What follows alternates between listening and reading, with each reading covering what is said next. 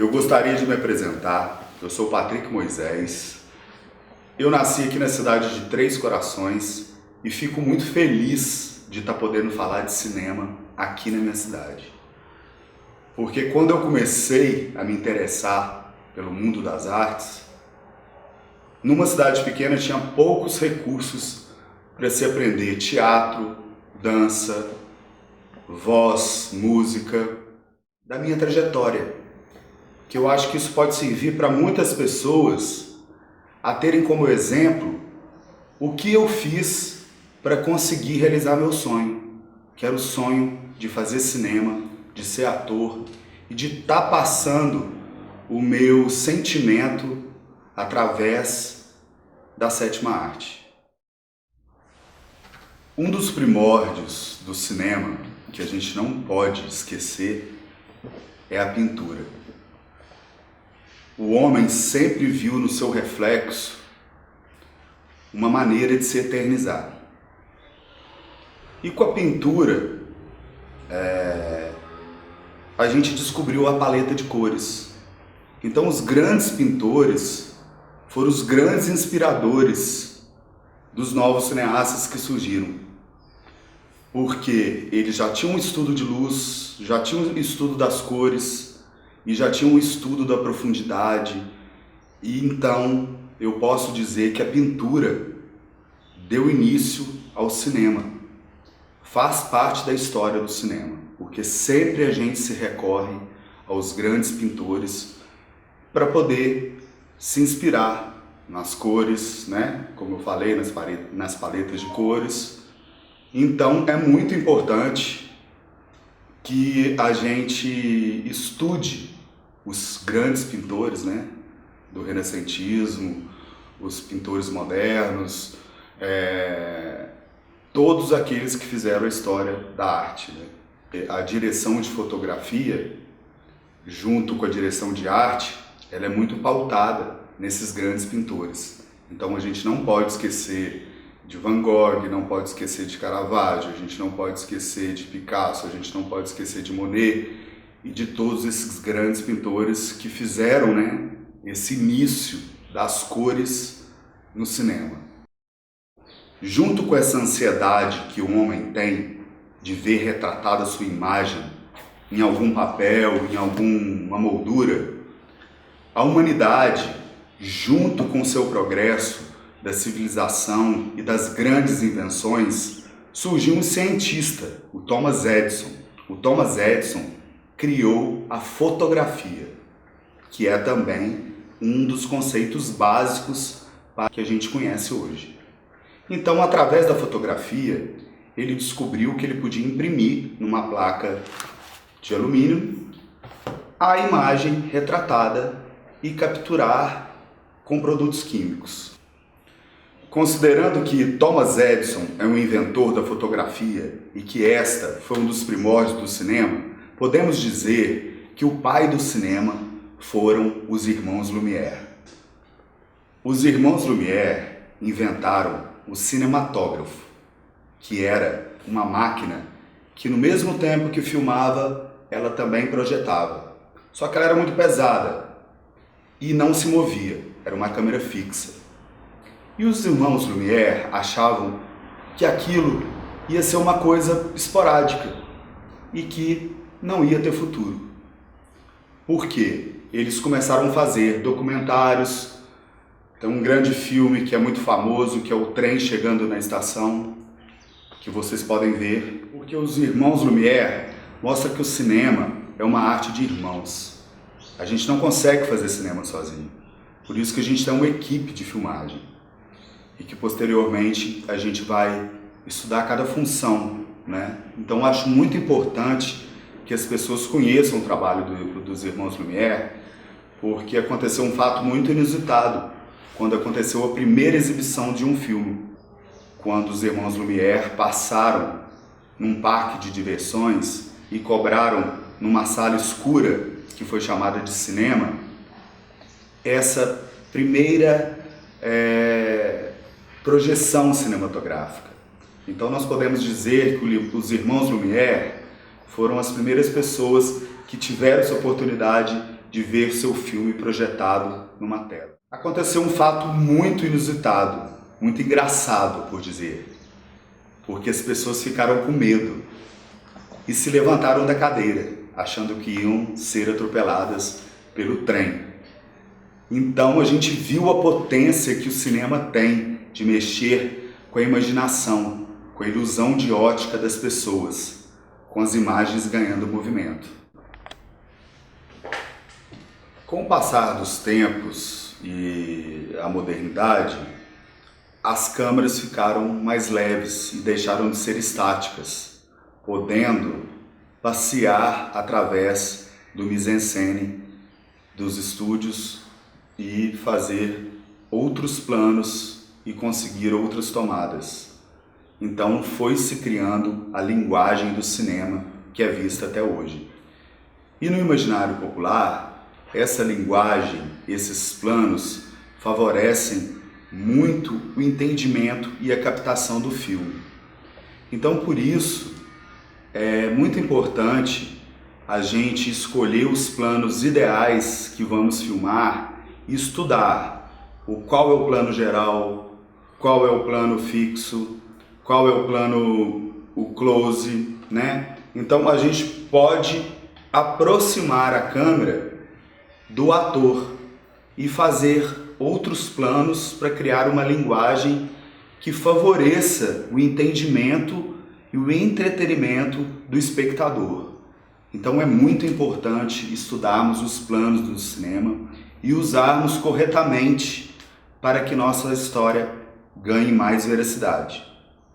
Os irmãos Lumière, com suas câmeras estáticas e pesadas, foram muito importantes para os primeiros documentaristas que usavam essa invenção para acompanhar suas caças, suas trajetórias, conquistas de novos territórios, e isso serviu para imortalizar e eternizar cenas do passado que existem até hoje. Então, eu acho muito importante os irmãos Lumière para esse gênero cinematográfico que é o documentário. O documentário é muito importante para a gente registrar uma época, para a gente registrar uma época e uma história da fase da vida, né, da humanidade, que nunca vai se perder. Então, quando você registra a história de uma rua, de um país, um documentário sobre personalidades importantes, elas sempre vão se eternizar. Porque a gente pode ensinar para os nossos alunos técnicas que foram feitas nos primórdios, quando o cinema começou a ganhar sua forma. Um desses primórdios é o stop motion. No stop motion, a gente pode criar histórias com massinha de modelar, com outros recursos, com outros materiais, porque nós vamos dar vida aos quadros em movimento. Então nós vamos tirar fotos em sequências e mover o objeto. Leve. Então vamos cobrir com os dedos e usar a nossa coordenação motora, a nossa motricidade. Com uma caneta nós vamos fazer o olho, o lugar para pôr o nariz e a boca do nosso personagem. Vamos fazer uma linha de expressão aqui, uma outra linha de expressão aqui, e vamos usar outra cor, uma cor preta para a gente fazer os olhos, né? Uma pequena bolinha, e vamos enfiar no buraquinho que a gente próprio fez. Vamos fazer a pálpebra. A pálpebra aqui em volta do olho do nosso boneco.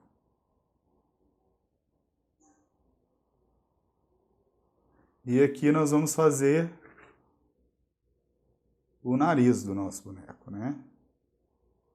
Isso tudo mexendo com algum material que você tiver em casa. Um objeto, né? Um patinho, melhor. E aqui essas cobrinhas pretas para a gente fazer o cabelo do nosso personagem. Agora com a caneta a gente vai fazendo as texturas do cabelo dele. A gente pode fazer de diversas formas, como a sua imaginação quiser. Olha, essa é a cara do nosso boneco. E depois a gente vai fazer o resto do corpo do boneco, né?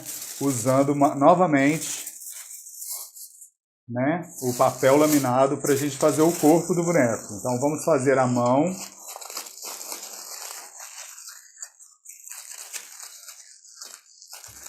Vamos fazer o pescoço. E a outra mão do nosso boneco, para a gente poder cobrir novamente e ele ficar firme e maleável para a gente poder animar o nosso boneco.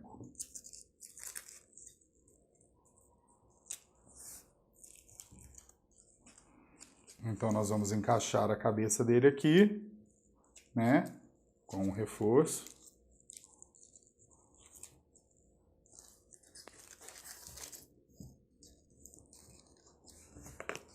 E vamos fazer toda a roupa do nosso personagem.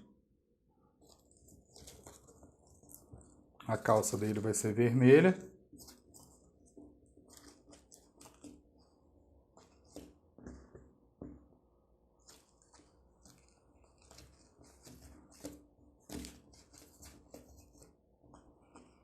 E a blusa vai ser amarela.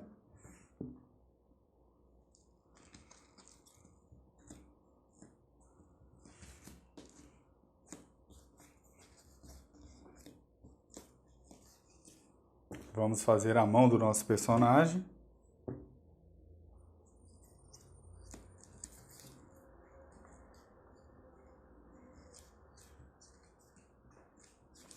E depois a gente vai fazer os detalhes. Vamos fazer uma gola para a camiseta dele. Com alguns botões na camisa. Para ficar bem realista. E uma gravatinha borboleta aqui, ó.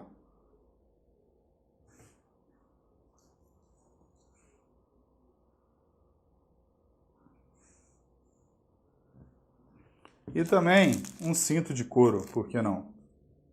Vamos fazer o nosso personagem de acordo com a personalidade da história que nós vamos escrever.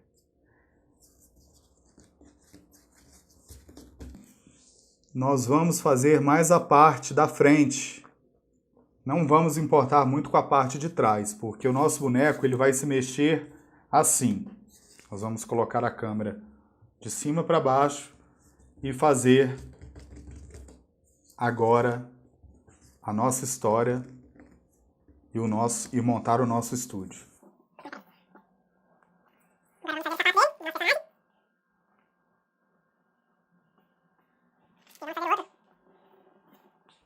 Vamos preencher um pouquinho aqui a mais. E aí, pessoal, o que vocês acharam do nosso boneco? Leve. Então, vamos cobrir com os dedos e usar a nossa coordenação motora, a nossa motricidade. Com uma caneta, nós vamos fazer o olho, o lugar para pôr o nariz e a boca do nosso personagem. Vamos fazer uma linha de expressão aqui, uma outra linha de expressão aqui. E vamos usar outra cor, uma cor preta para a gente fazer os olhos, né? Uma pequena bolinha e vamos enfiar no buraquinho que a gente próprio fez. Vamos fazer a pálpebra. A pálpebra aqui em volta do olho do nosso boneco.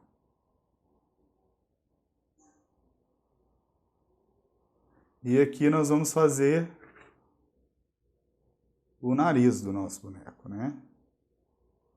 Isso tudo mexendo com algum material que você tiver em casa.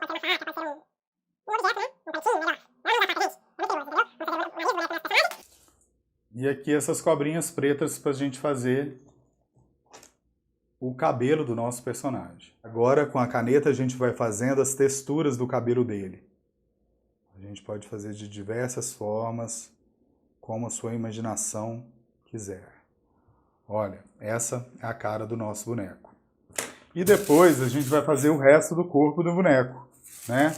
Usando novamente, né, o papel laminado para a gente fazer o corpo do boneco. Então vamos fazer a mão.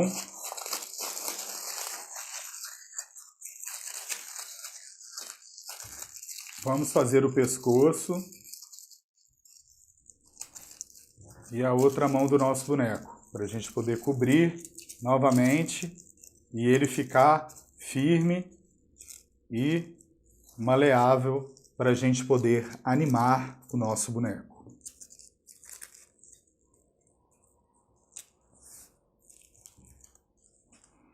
Então nós vamos encaixar a cabeça dele aqui, né, com um reforço.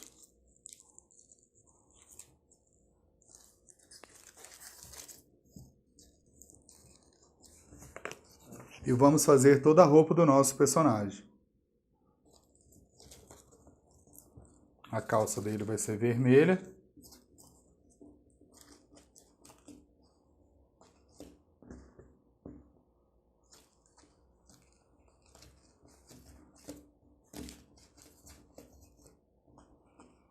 E a blusa vai ser amarela.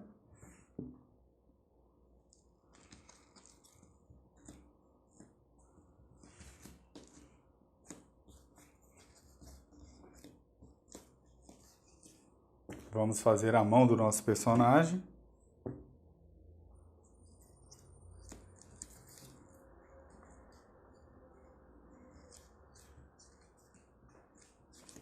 E depois a gente vai fazer os detalhes. Vamos fazer uma gola para a camiseta dele. Com alguns botões na camisa. Para ficar bem realista. E uma gravatinha borboleta aqui, ó.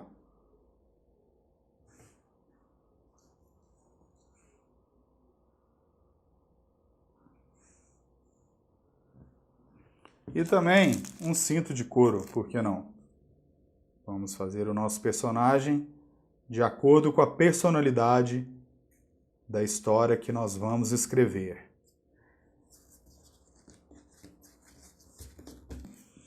Nós vamos fazer mais a parte da frente.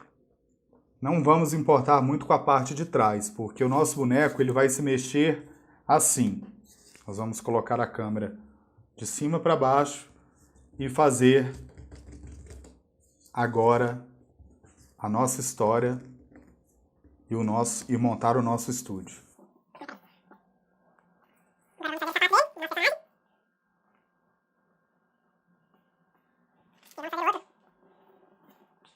Vamos preencher um pouquinho aqui a mais.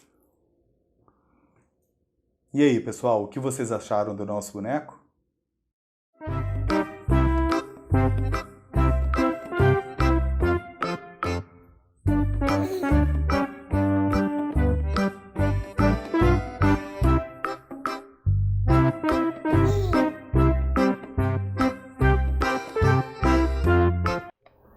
Podemos dizer que o cinema surgiu como forma de arte a partir das 3 primeiras décadas do século XX. Foi quando outras pessoas começaram a se interessar pelo efeito cênico das imagens em movimento, como os grandes ilusionistas dos parques de diversões, grandes cientistas e pessoas interessadas no movimento cênico. Um dos principais nomes dessa fase do cinema foi Georges Méliès, que dirigiu Viagem à Lua em 1902, conseguindo com esse filme vários efeitos visuais, verdadeiramente impressionantes para a época. Após os filmes de Méliès, surgiram as produções de Griffith nos Estados Unidos, as do expressionismo e do movimento de câmera na Alemanha, do surrealismo na Espanha e o cinema soviético, sobretudo como os nomes Vertov e Eisenstein.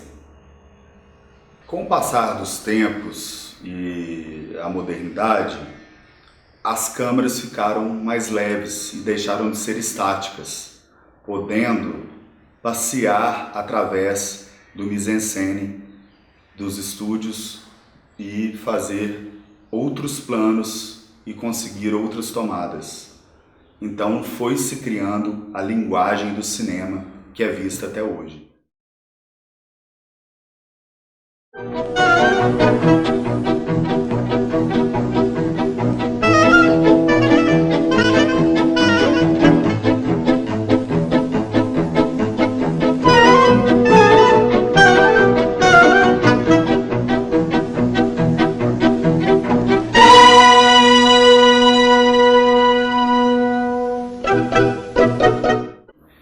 E no imaginário popular, essa linguagem, esses planos, favorecem muito o entendimento e a captação do filme. Então, por isso, é muito importante a gente escolher os planos ideais que vamos filmar e estudar qual é o plano geral, qual é o plano fixo, qual é o plano, o close, né? Então, a gente pode aproximar a câmera do ator e fazer outros planos para criar uma linguagem que favoreça o entendimento e o entretenimento do espectador. Entender que o cinema surgiu dos primórdios, nas cavernas, com essa ansiedade que o homem tinha de se ver retratado, de imortalizar sua imagem, de contar o seu cotidiano, de contar histórias, a gente aprende muito, porque é uma das grandes invenções da humanidade e com isso, com o cinema, a gente pode transformar muitas mentes, né, criativas. E falar um pouquinho da história do cinema é contar daquelas pessoas que imaginaram o impossível, que criaram uma outra realidade, que deram voz à imaginação das pessoas. Então, usar uma foto, quadro a quadro, criar um movimento, criar essa ilusão de ótica e fazer as pessoas entrarem nessa emoção do cinema, é muito importante a gente saber esse início dos irmãos Lumière, que eram irmãos, que eram amigos, e que juntos eles foram ajudando essa dimensão que o cinema é hoje. Então, graças a esses grandes inventores, a gente chegou onde a gente chegou hoje, com a evolução do cinema, com as DSLRs, com as câmeras digitais, com os programas de edição e até mesmo com o celular. Então, perceber que a evolução do cinema passou por todas essas fases para chegar onde a gente está hoje é muito importante as pessoas saberem as dificuldades e as transformações que o cinema sofreu até ele chegar nos dias de hoje. Então, a gente não pode esquecer o nosso passado. E uma dessas formas é a gente sempre registrar o nosso cotidiano e a nossa cultura.